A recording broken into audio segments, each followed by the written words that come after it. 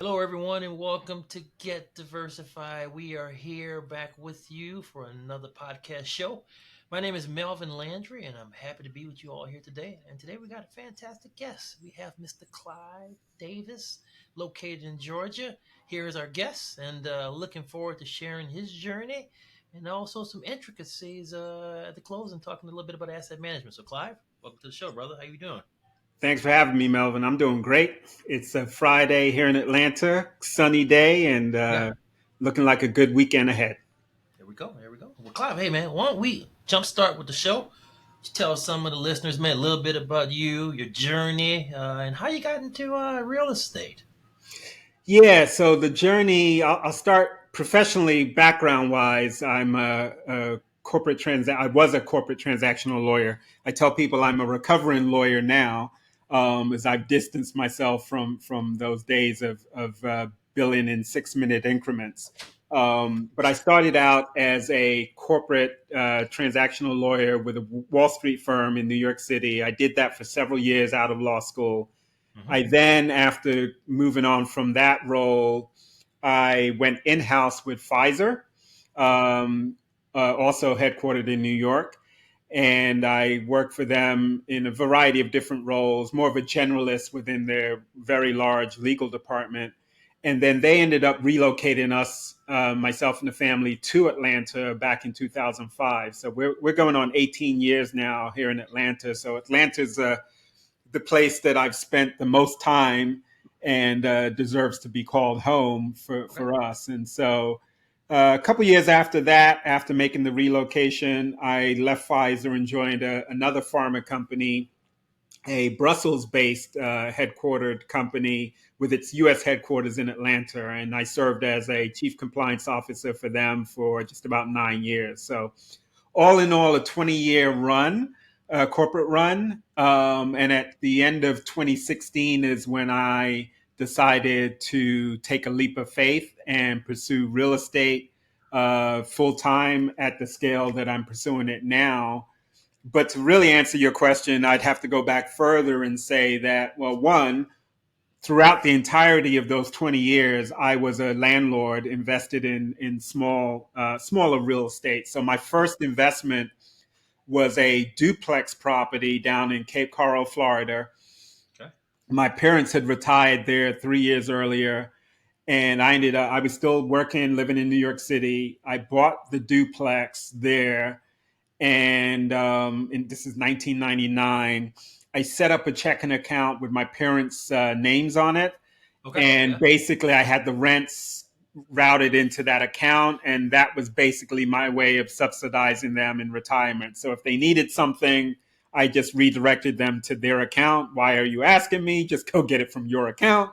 Hot water heater went, something on pool pump, something went, unplanned expense, Yeah. take care of it out of that. And so I held that real long term because I didn't sell that until 2018.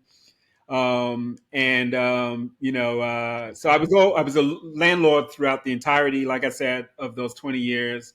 I later went on to buy a 5 unit, and had that. And I additionally have an apartment in New York City that we had moved out once we outgrew it, but we never sold it, and we continue to have that there in New York City. The interest in real estate was there well before I decided to make the pivot and the transition and take the leap of faith that I referred to earlier. And yeah, so I've had the interest. I think it took me a while to get up the courage Mm-hmm. to leave my comfort zone of being a corporate employee and blessed to be a well compensated corporate employee. So to leave that behind to say, let me go give this a try and see what I can make of it. Give up, the certainty of a direct deposit hitting every two weeks for kind of the no guarantees world of being an entrepreneur. Definitely required a shift out of my comfort zone. Yeah. So changing mindset, you decided to make the move, but you'd always had that curiosity, and you were doing it, so which is pretty cool, right? So Yeah. yep, yep. So When you talk about that transition and that time in terms of, hey, time to take that jump, that leap. Was there any fear in the back of your mind, Clive, or were you determined? But like, we're gonna make this happen. We're gonna get it done, and we're gonna succeed. Yeah, so I don't go into anything unless I think that I'm going to be successful at what I'm trying to Yeah, do. yeah, yeah. And I'm somewhat hard headed in that if I set my mind to something, Yeah. it's a matter of when am I going to achieve it, not if I'm going to achieve it. So that's Mm-hmm. my mindset with respect to anything, and real estate was no exception, or making this transition into being a real estate investor and entrepreneur was no exception. Yep. So I pretty much just what I say is I wasn't concerned. I was again in a position where I had some savings. I had a little bit of cushion that I knew would get us by, um, and my safety net again mindset. I approached it from the standpoint of I can always go find a six-figure corporate job, given kind of the experience that I have, the jobs that Mm-hmm. I've done before, kind of the background, the academic pedigree, or what have you. Worst case scenario, I can go find a six-figure job to ensure that the bills, the utilities are paid, the mortgage is Yep. covered, all of those things. And so that Yep. I reversed it and said, let corporate be my plan B, because someone is going to take me in, if I come knocking and I'm persistent enough, even though I've kind of transitioned and stepped away. So I used that as my backup plan and said, what's the worst that could happen if this thing doesn't take off? I'll go do what I need to do to ensure that the family's in a good place. Fortunately, I've not had to look back, and I did an official boat burning ceremony with my Mm-hmm. family a couple New Years ago, where we basically burned paper mache boats, kind of Okay. symbolizing. You've probably heard the story or the mythology of you get to the island, and to ensure that you don't give yourself an out, you burn the boats. So you've got to fight, and you've got to conquer Fair whatever enough. you encounter. And, Fair and enough. and if you don't, you're going to be slaughtered on the island, but you won't have an escape or return route via the boat that got you Oh, there. yeah. So I did one, and my kids joined me in this boat burning ceremony, and for them it meant something. For me, that's what it meant. Okay. For them, it was leaving something in the past that they weren't going to return to. So yeah, so I got to that point, and again, mindset was all about when, not if. You can't necessarily control the when, and my win ended up being closer to 2 years between Okay. when I first submitted an offer on a large scale multifamily. That first one was 90 plus units here in Atlanta in 2019. I didn't land my first deal until summer of 21, and obviously Wow. COVID kind of got in and Got in the interfered with way. that timeline to some Yep. extent. But nonetheless, not an overnight success. It took 2 years of grinding, building relationships, um, educating myself on the terrain, sharpening my skills and my tools, Yep. and my tool set, and finally breaking in after that amount of time. So some people, for them, they get in, and 3 months, 3 months later, boom, they're in. That wasn't my story. That wasn't my reality. But I again just had that mindset of I'm capable of doing this if I surround myself with the right people, if I expose myself to the right information and education, and partners. There's no reason I couldn't do it. I view real estate as being somewhat simple. I've been in, I mentioned I've been in Wall Street, so I've been around those circles. I've been in the pharmaceutical industry. In both of those settings, I've had the exposure to some of the smartest people that I've ever encountered, who are at the top of their game, whether it's the financial services world or whether it's the pharmaceutical world.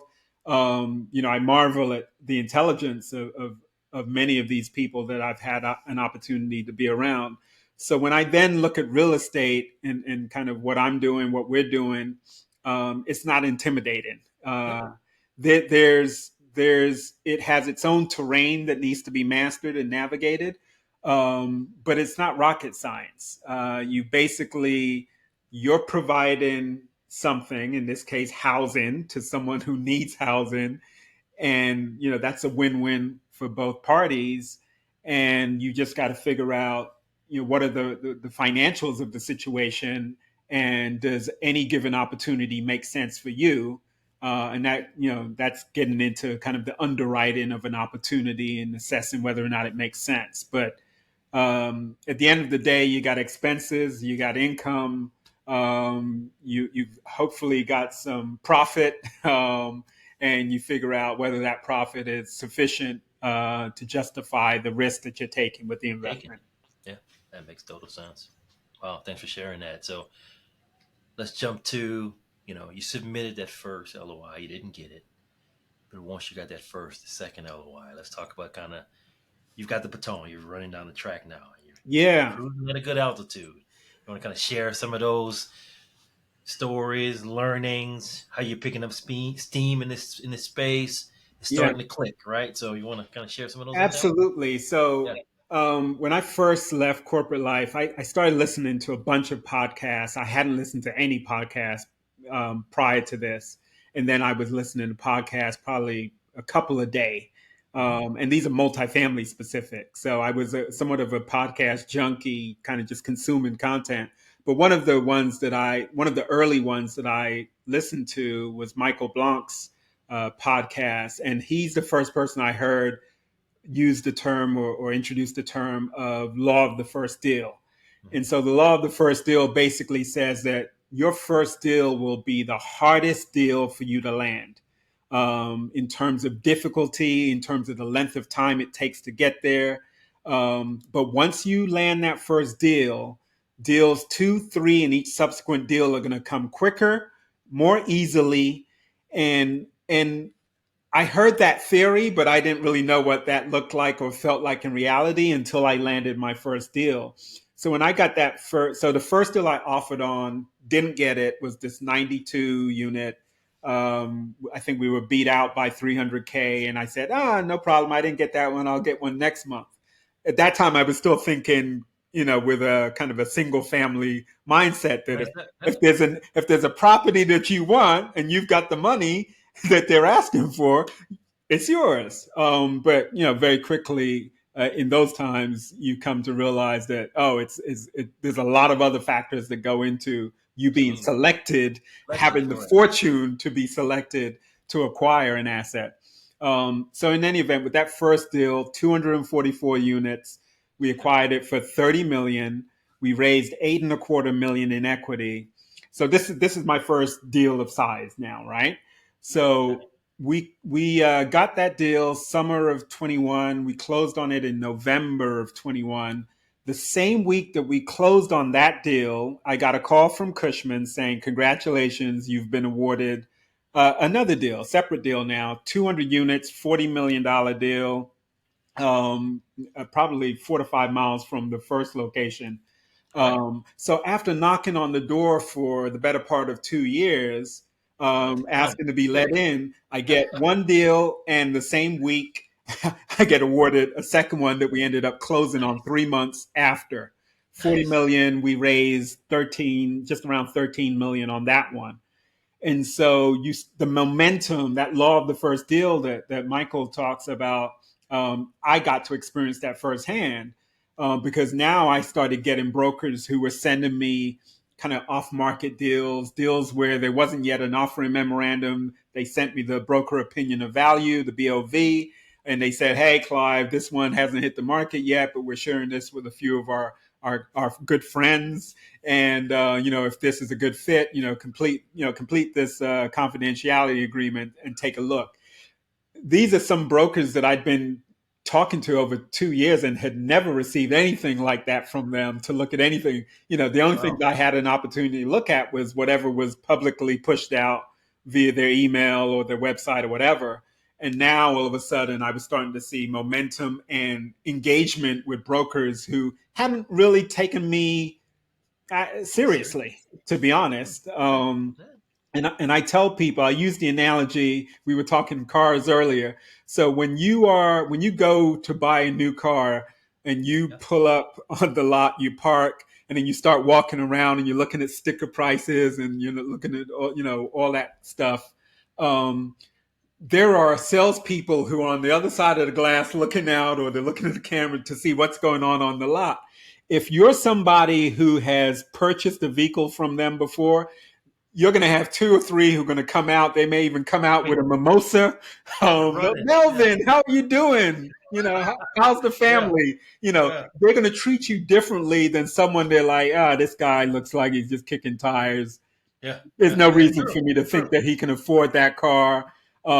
But if you roll in there as a repeat buyer, whether you've told them you're coming or not, they're going to be out there. They're going to be on you. They're going to be pampering you. They're going to be inviting you to purchase that vehicle you're looking at, or something that costs even Right. more. Yeah. You Probably know what? something that costs more.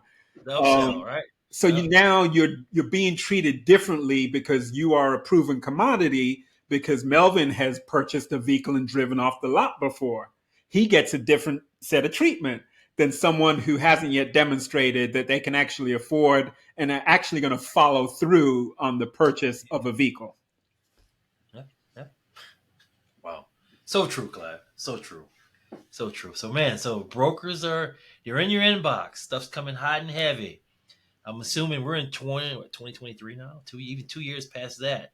Are you still getting the momentum in terms of they're throwing your deals, more deals than what you can see? How's it going to date? Even the continuation of that relationship. Yeah, so I would say we're in a very different market, as you know, Melvin. We're in Yep. a very different market today in 2023 than we were in 21, 2020, and before. Right. And Right. so, whereas you were jockeying to get, 10 to 15 minutes of time with a broker because they had so much deal flow, so much business, and so much capital chasing their deals, so that they had to kind of go through rounds and rounds to kind of whittle down the field of people who were interested in having an opportunity to acquire deals. We're not in that situation now, for the most part. I mean, I'm sure there are certain assets where there is strong demand, but for the most part, you don't have 2 dozen offers on a deal with 40 tours, and that's just not the reality. So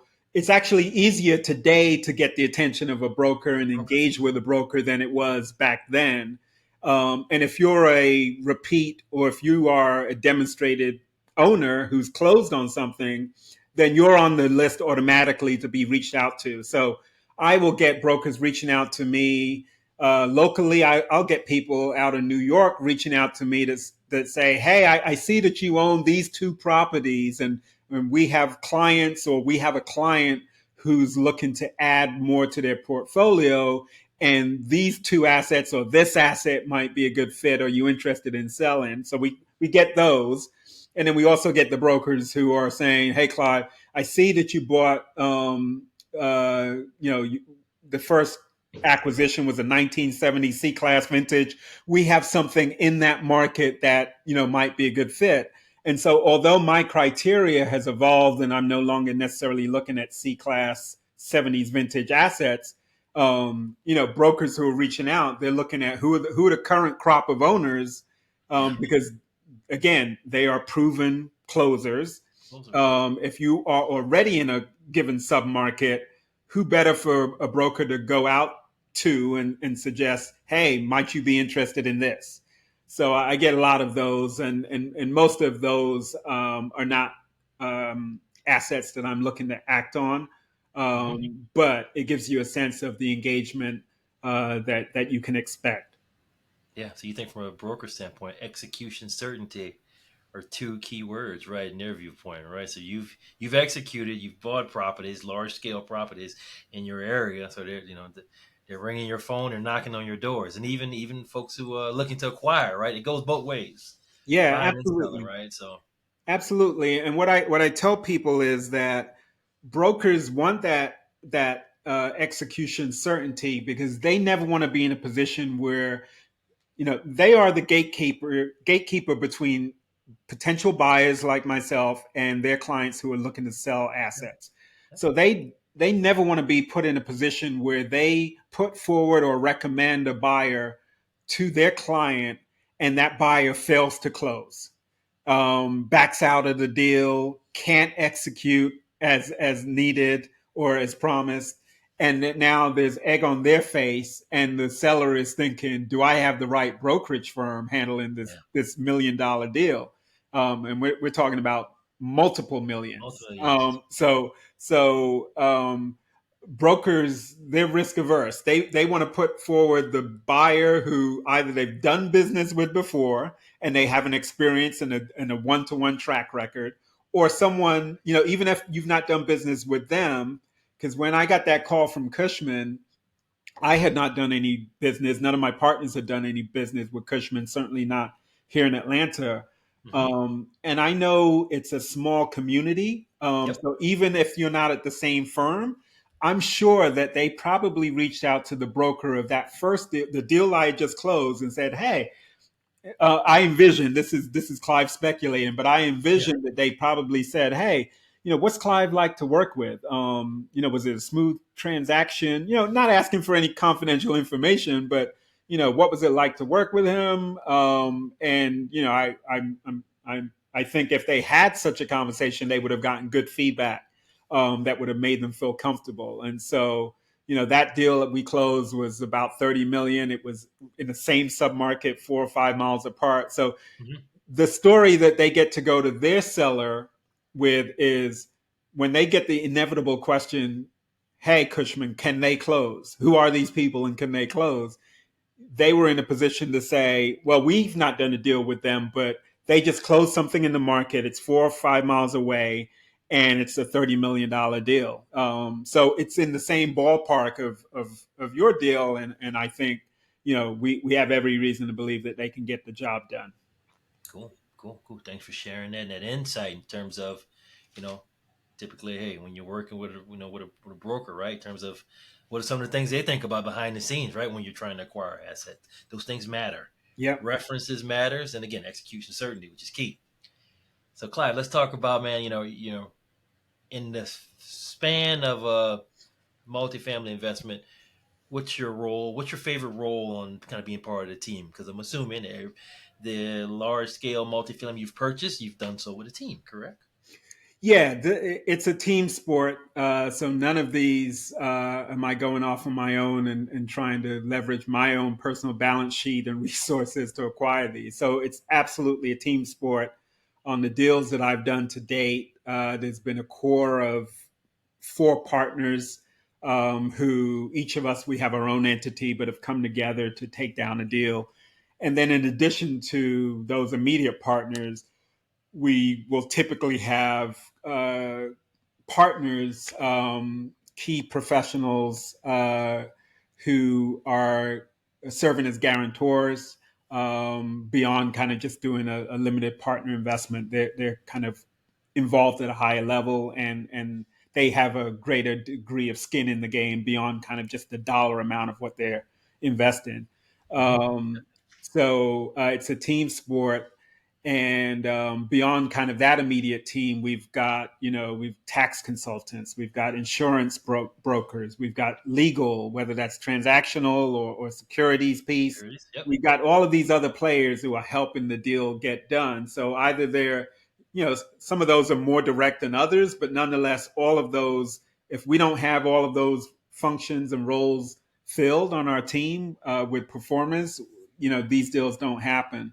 In terms of what on the early deal, the first two deals that I did, they're both here in Atlanta. I'm the only partner here in Atlanta. Okay. So Your I boots on the ground. played, yeah, so I played the role of sort finding the deal or underwriting the deal, getting all of the various inputs from third party experts and professionals to really help us tighten up the underwriting. I developed a relationship with the property management company, legal, tax consultant, insurance, all of the players that I mentioned.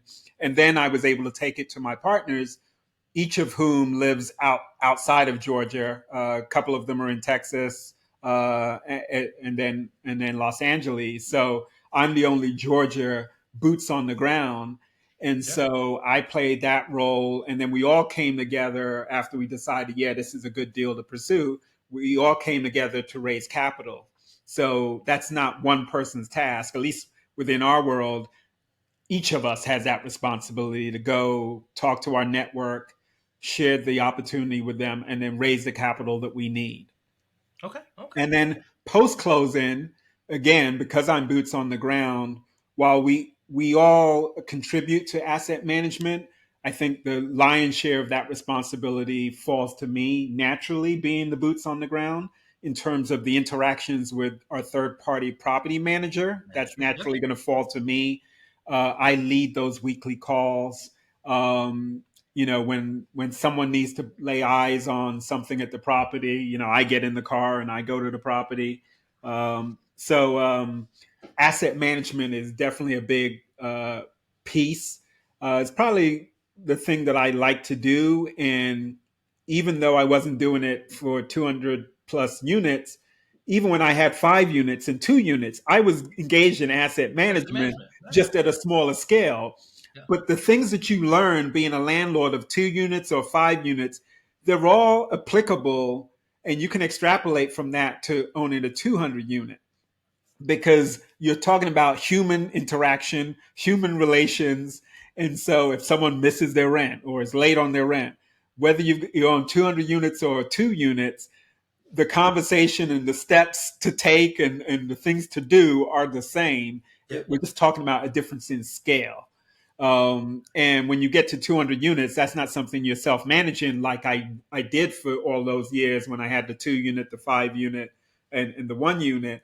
You have a third party professional property management company handling the day to day. And then as an asset manager, your job is to ensure that the business plan that you shared with your prospective investors at the time you did your webinar and the lead up to the webinar, um, that business plan, someone needs to ensure that that is being effectively implemented.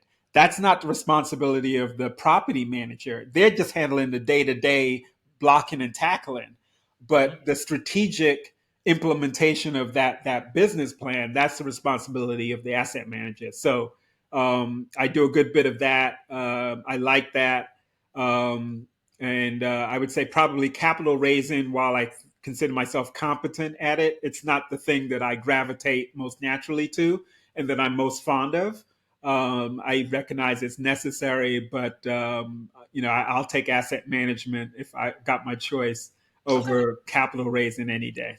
Okay. Okay. Totally understand. Totally understand. But hey, I mean, you're talking to investors. You talk to investors all the time. You're capital raising, even if you're not capital raising, right? In the grand scheme of it, Absolutely, right? So yeah. absolutely. So Yeah, yeah. you don't start and stop. Yeah. You're Yeah. always trying to Always. grow your database. You're always trying to increase and expand your presence in the market so people know of you or about you. Melvin, it's about people feeling comfortable, getting to the point where they feel that they know, like, and trust you. Yep. And that happens over time, right? So you've got to be putting out content. You've got to be touching people even when you can't physically touch them, and Yeah. so you got to leverage social media. You got to leverage technology like we are today. And, that's part of your marketing and promotion. You're marketing and promoting yourself. You're marketing and promoting the opportunities um, to prospective investors. And all of that is essential to being successful in this space. Yeah, yep, absolutely, absolutely. Thanks for sharing that intel, Clive. So, hey, let's talk about your existing portfolio, man. I know you've recently been a part of an opportunity in Northwest Arkansas, which you are a sponsor of. I am a passive investor on. Won't you share with the viewers, listeners? How many doors are you actively managing, or how many doors are you passively managing, and with some of the kind of criteria points that suits Yeah. Clyde's appetite. Yeah, so this is actually the first podcast where I get to talk about this deal because we did it as a 506B, kind of Yep. friends and family. Uh-huh. So we were not out there publicly talking about this deal at all. Yep. And so we closed on that actually 2 weeks ago today. Yeah. So Yeah. yeah, That's right. Yeah. End of the to month. It's close, June. yeah, to close out Q2, we closed on that deal. That's the biggest deal, multifamily deal that I've been a part of to date. As you know, we acquired that a great asset, a 2021 Class A asset in the Northwest Arkansas market. We acquired for just around 77 million.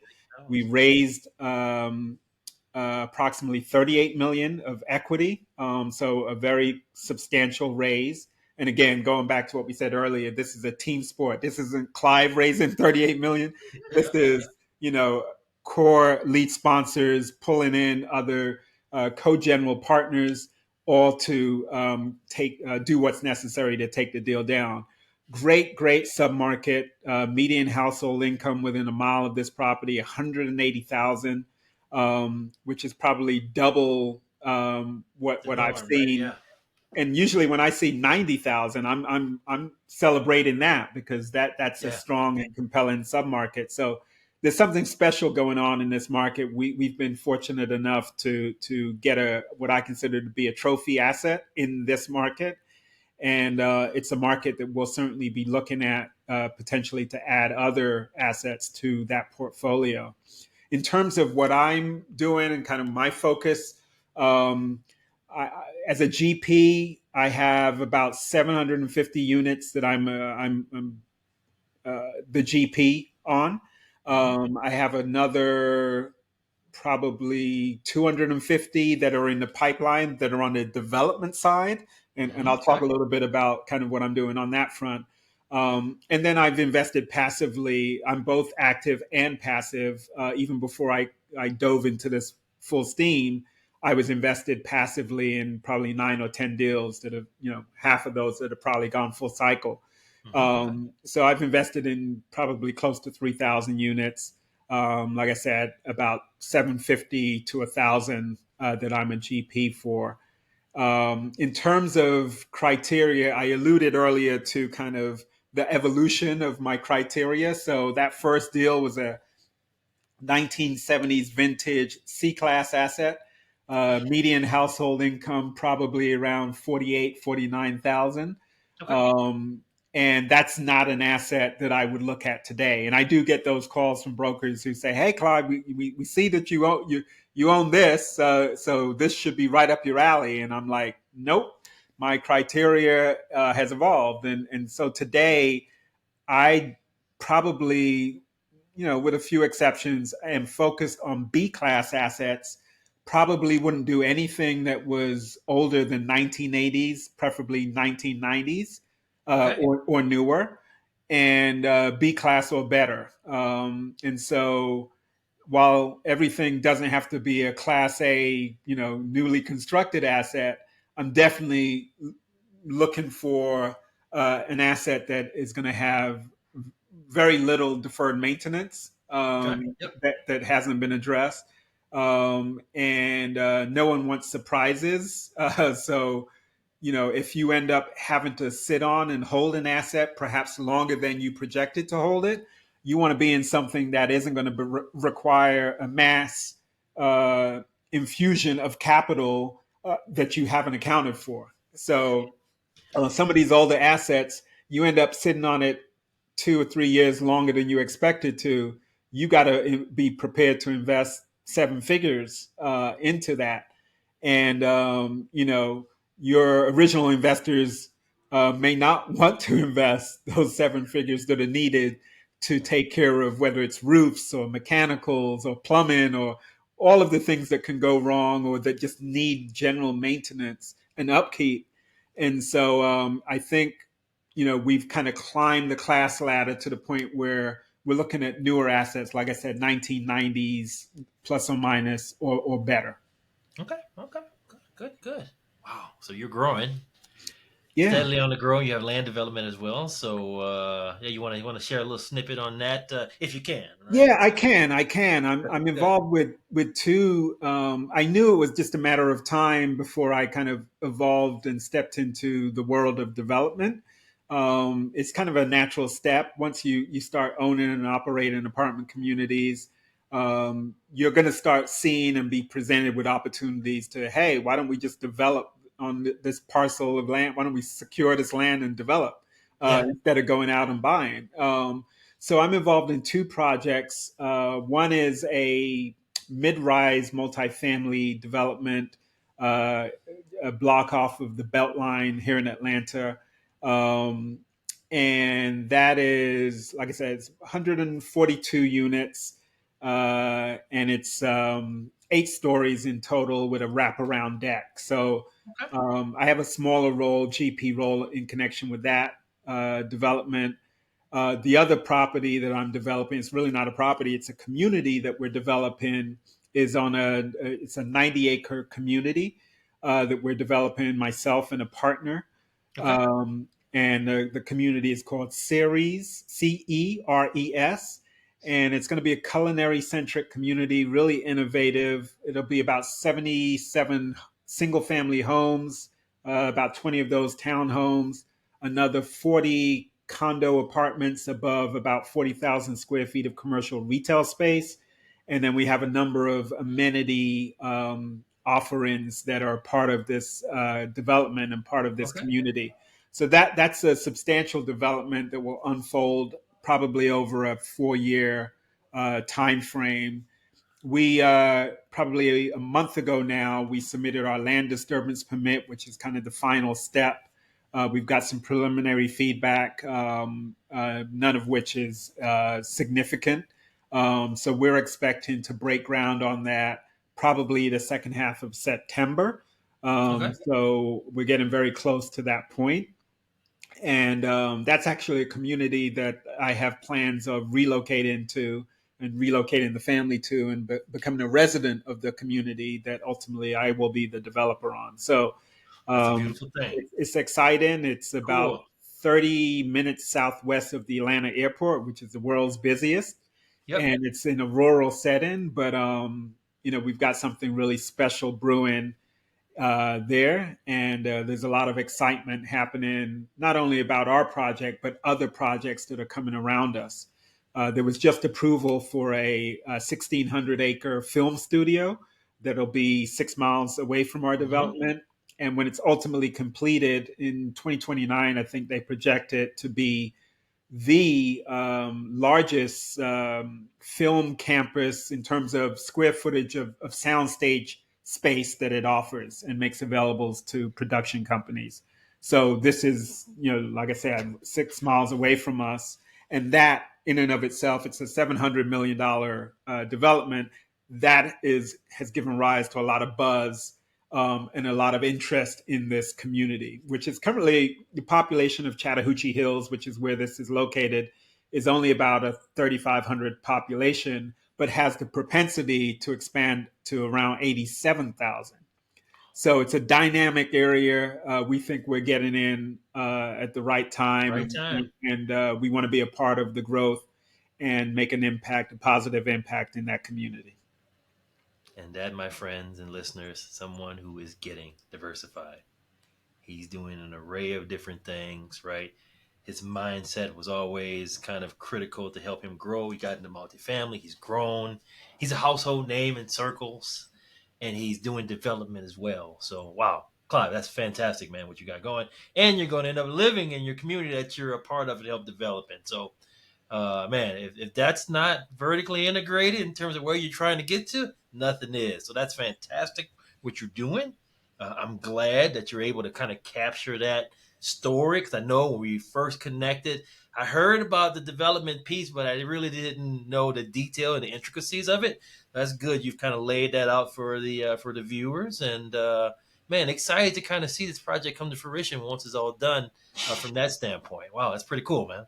Yeah, definitely. It's a beautiful journey, and definitely a diversification away from kind of what I had been doing on a day to Yep. day, and just it's under the umbrella of commercial real estate, which is something that I believe strongly in. And I wouldn't have left a 20-year corporate career if I didn't think the opportunities available were compelling. Yeah. When in doubt, get diversified, right? Absolutely. Well, Clive, hey man, one more question, man. I want to kind of ask in terms of, you're well known in this space, man. In terms of the best piece of advice someone has given you, what There's would you say there- that? there- What there's would you say? there's lots, but I'll tailor it to who the viewers are, your audience, and who I Yep. think may be out there watching and listening. And I would say, and this is advice that I give to folks that I formally or informally mentor, and I would say, start documenting your journey now. If you can't start documenting it yesterday, start documenting it today. And so even if you've yet to make your first real estate investment or yet to land your first deal, don't think that you need to have taken down your first deal before you can start talking to people about your interest in, your aspirations for being becoming a sponsor or a deal owner. I was blessed to be a guest on several podcasts well before I did my first deal. And what I was able to talk about was what my aspiration was, why I was willing to make the transition from, that corporate comfort zone to more of the unknown entrepreneurial world. And so putting yourself out there and being vulnerable is part of people getting to know, like, and trust you. And you don't want to wait until you've got a deal before you start making those investments so that people can get to know, like, and trust you. That's a long journey, that's a long pathway, and you want to step on that pathway sooner rather than later. Never too early to share with folks what you're doing. It's never too early to kind of continue to pursue your passion, and also kind of looking in front of you in terms of what that vision is and acting on it and having a plan, right? And even when the plan may seem cloudy, get with folks who are already doing it to try to understand that maybe can help you enhance your journey. That's half the battle. Rome wasn't taken down in a day, and one person didn't take down Rome in a day, right? It takes not only one person but a village. So something Absolutely. food for thought for folks to kind of think about from that standpoint. So fantastic piece of advice. Hopefully the listeners are kind of taking heed to that advice and kind of growing in whatever journey that they see fit for themselves. So, Clive, I want to say thank you for sharing your story. Thank you for sharing your insights in terms of from your corporate career to commercial real estate, how that transition worked for you and your growth trajectory, and you're getting diversified on all costs and all means, which is pretty cool to see. So, Clive, on behalf of myself, my wife Jacqueline, and the team at Moreland Equity Capital, man, we want to thank you for being part of the show, man. It's been a great one, that's for sure. Melvin, thanks for having me. I wholeheartedly endorse the get diversified concept. Yeah. I've lived that, I've experienced that firsthand, and I'd encourage your listeners and viewers to do the same. All right. Sounds good. Well, thank you very much, Clive.